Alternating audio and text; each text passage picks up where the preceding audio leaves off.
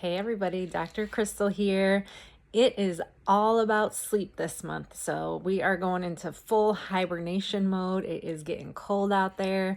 Now's the time that we want to be able to take advantage of kind of getting to bed a little earlier these nights. It's getting dark so early, taking the most, care of ourselves so that way we can be rested and ready to go for our busy long days that we have. I know everybody's super busy this time of year, a little higher stress this, holiday season and things like that. So I am here today to give you my best tips of how to maybe get a better night's sleep, whether it is what you're doing to prep beforehand, what you can be doing, the night before, or, the throughout the day to maybe help with these things. So some of the things that I have found that help the most, because I am a chronic bad sleeper. I have not been a good sleeper most of my adult life, and I feel like until more recently, I finally cracked the code and kind of figured out what things are actually helping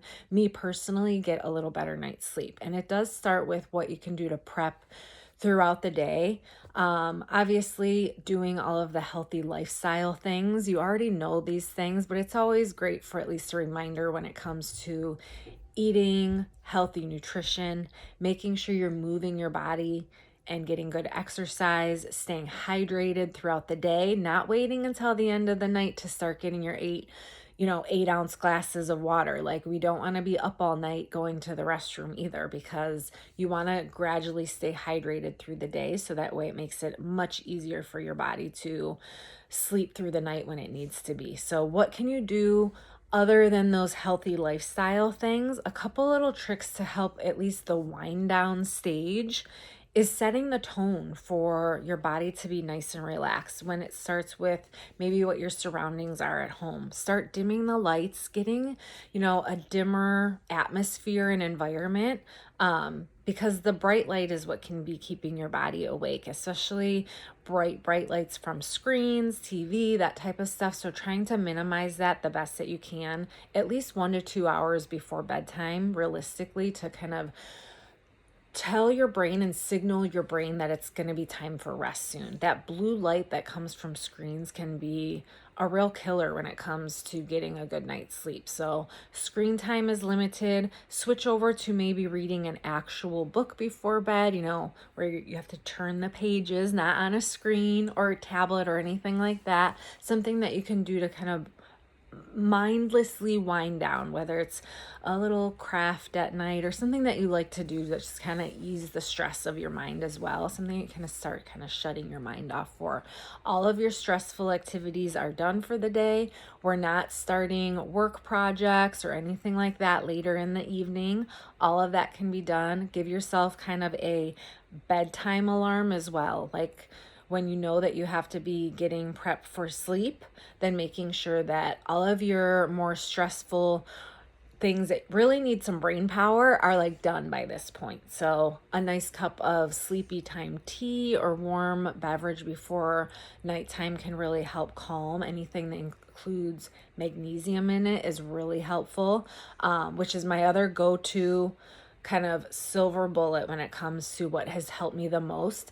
I have never gotten great results with things like melatonin, valerian root, any of that kind of stuff. It just, to be honest, has actually worked in reverse for me. I don't know why, but it kind of kept me up more, it felt like. So once I finally got some blood work checked and saw how deficient my body was in magnesium, that has been the biggest game changer. And for me, I had to take mega doses at the beginning for my body to even get brought back up to baseline levels for magnesium. So if you think that could be you, getting some blood work done and getting these types of things checked in your body could be really helpful.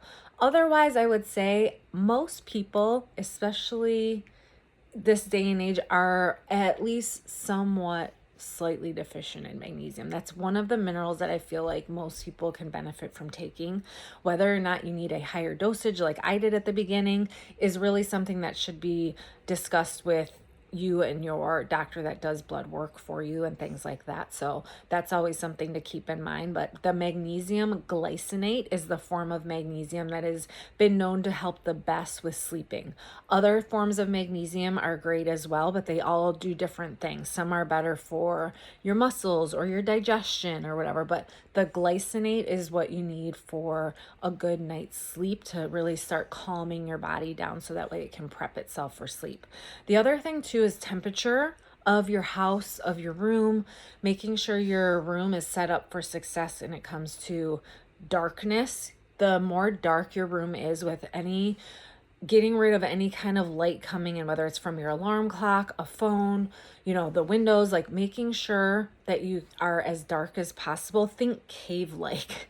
That's what we really want to have when it comes to your room being ready for good sleep. So room darkener shades have been a godsend for making sure our room is dark enough at night for good night's sleep. That goes for kids as well. Sometimes the different time changes and things can really throw children off when it comes to getting them to sleep easily, especially in the summer when it stays bright out much later in the night. So room darkeners are where it's at. And also the temperature, you want it to be cooler in the evening. Your body likes to have around 60-ish degrees for sleeping. I know that can be quite chilly. So the other thing too is if you know that you run a little cooler and your feet get cold at night, sleeping in a light pair of little socks is really helpful to keep your body temperatures more regulated. So those types of things can be a game changer to keep your body asleep and rested. Eye masks are great if you're real sensitive to any little residual light happening. So those are something to keep in mind. If you tend to have muscle soreness, restless legs, just that heebie-jeebie kind of feel in your muscles when you're trying to relax, this is where magnesium comes back into play. But it's not in the form of the oral kind that you're taking throughout your day or right before bedtime. By the way, that glycinate is what, about half an hour before bedtime is great for when your body can start getting ready for winding down for sleep. So about half an hour before bed is when I would take my magnesium supplement. But right before bed, maybe right when I'm getting into bed, 10 minutes before, magnesium lotion is my go-to. It's great for calming your muscles if you have any soreness. I'm pretty active. I like to work out and stuff. If I have any soreness from those types of things, magnesium lotion, I would say can be working within like 10 minutes. It's really great to calm any residual soreness out of your muscles. If you tend to suffer from restless leg syndrome, doing a foam roll on your legs before bed and then slathering on some magnesium lotion is 10 out of 10, will help your body fall asleep and be relaxed. Most people that suffer from that I have recommended that to have wonderful results with that. So if that's sounds like something to give a try to is that magnesium lotion. So hopefully some of these tips are helpful for you. I hope they can help you as much as they've helped me. Having bedding and a proper pillow and a proper, sound and very structured, supportive mattress goes a long way. You get what you pay for when it comes to that kind of stuff. They say you're spending a quarter of your life in your bed, right? So you want it to be high quality so that way you can be rested. Something that's not too soft, not too firm, that gives your body really good support is where it's at. The same goes for your pillow. If you're using a flat, feathery pillow, then that is not supportive for your neck and head. And if you're waking up with a sore neck, I would 90% of the time say we need to look at what pillow you have been using. So that is a big one too, is your bedding, making sure it's comfortable and really cozy, not too hot, not too cold. There's a lot of different things that you can do when it comes to your bed and your bedding. More natural fibers is the way to go. It's just more healthy for your body as well. Nothing too synthetic.